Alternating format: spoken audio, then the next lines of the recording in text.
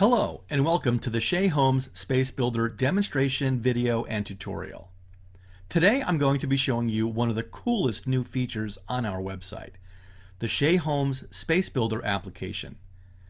To get to the application, simply go to sheahomes.com and navigate to one of our plan pages. If you're not familiar with our website, simply place your mouse pointer over Find Your Home. Move your mouse pointer down on the list of states to find the area you want to look at and click on that area. That's going to load a list of communities. Scroll down the list, find the community you want to look at, select it, and that's going to load a list of plans, and from there you can pick one of the plans on the list.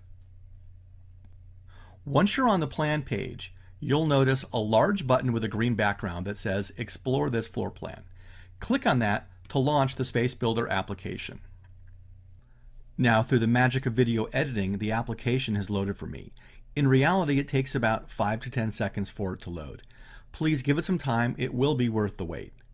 Let's get started with some basic navigation. You'll notice when I mouse over a room, the room gets shaded, and it also calls out the dimensions of the length and width of the room that you're rolling over. That's a nice feature that gives you an idea of the size, how it relates to each other, and if you know the room dimensions of where you're currently living, you can compare to see if it's any bigger.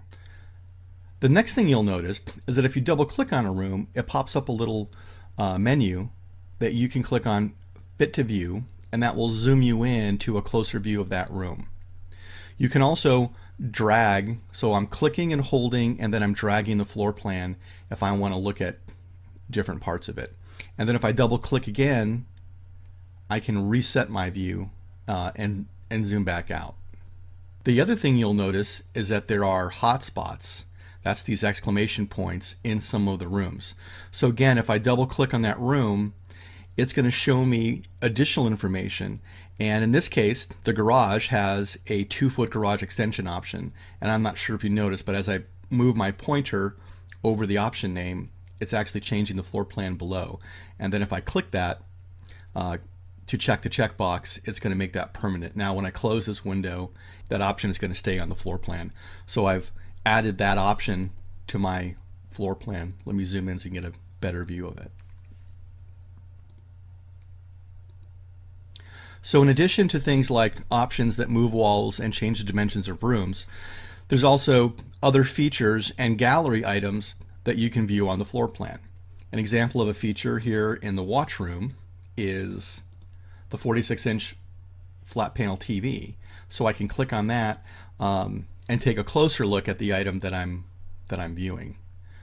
You also notice that this particular room has a gallery tab that will give you an interior view of that room. In this case, it's one of the models, so it's fully decorated and looks real nice. And that gives you the basic information about how to navigate, move around, look at the different room options, and look at the features and gallery information on the floor plan. Now we're going to move over to the left part of the page where we have various menus that really are just a different way of viewing most of the same information. For example, the top one is floors. Now this is a single-story floor plan, so I've only got one floor to view. So there's nothing for me to change there. On the options, the first thing you'll notice is elevation images. So if I click on an image, it's going to load in all the elevation images and highlight the one that I've selected. So this allows you, and if you also want to move things around, you have the ability to do that. I can come in here and I can check out all the different colors that are available for this particular elevation.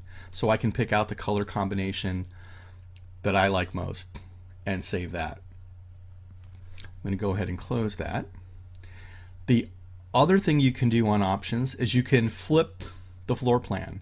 So what I'm doing is I'm moving the garage orientation from the right side to the left side. And you can see as I do that with the elevations even, it's going to flip the actual image for me to show me what it would look like if my garage is on the right, like it is here, or if my garage is on the left, like it is here. And below this, not sure if you can see that or not, but the floor plan image below is actually changing also. as are all the elevation images up here. So one click and everything changes around for you. The other options you can see in the garage, the extension that I added from the floor plan is showing up here. So I can change that from here if I'd like, or add it. Next is the features menu, and that lists all the other features that are on these hotspots in the floor plan, and one in this case that's not, and that's the let it slide feature. So let's click on that.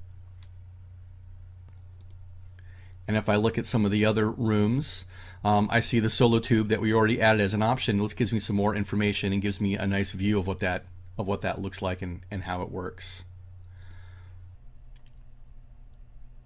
Now if I click on gallery, that's going to load all of the images that are available to view for this floor plan.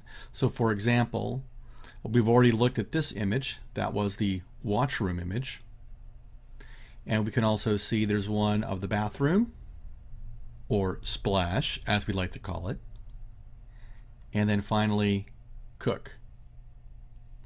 So it gives you nice high resolution images to give you a sense of what those rooms really look like once they're furnished and completely built out. The final set of tools for us to review are over here on the far left, and those are your zoom control tools and the help button. So if I want to incrementally zoom in, I can use the plus sign here to slowly zoom in, or if I want to go in all the way, I can click on max. And if I want to go anywhere in between, I can just simply use the slider, or I can go all the way out to minimum, which gives you kind of a bird's eye view of the whole floor plan. And let's say I want to get back to where I started, then I simply hit reset, and then I'm good to go. Now the other button here is the help button, and that just gives you a brief explanation of the 3 buttons we just looked at.